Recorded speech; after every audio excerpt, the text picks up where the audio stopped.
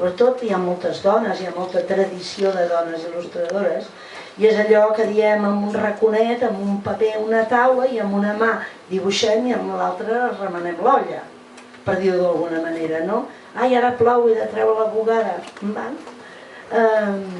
I quan estem treballant, jo ara parlo de mi, no?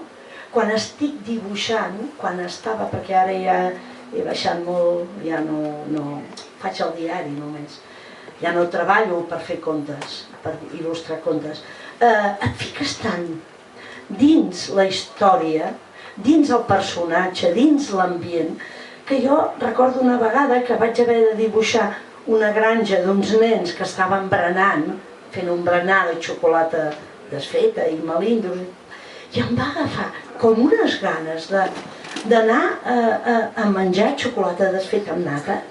Em va agafar com un desig que me'n vaig anar a sota casa, que n'hi havia una, i després vaig tenir una indigestió, perquè em vaig abraonar també, damunt de la xocolata.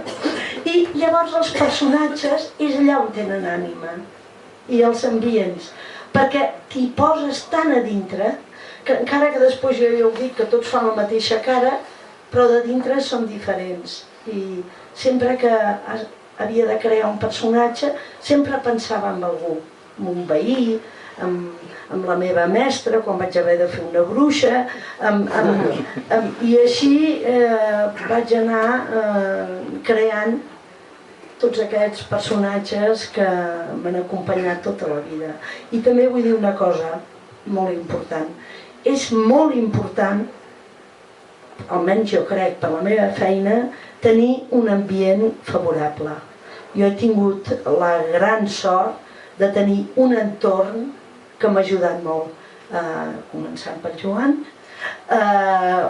les filles, tota la família, els amics, no cal dir-ho, m'he sentit sempre tan acomboiada, tan apoyada, i a vegades penso que prefereixo més perdre un país que no faci una edició d'uns contes meus que no pas perdre un amic, no?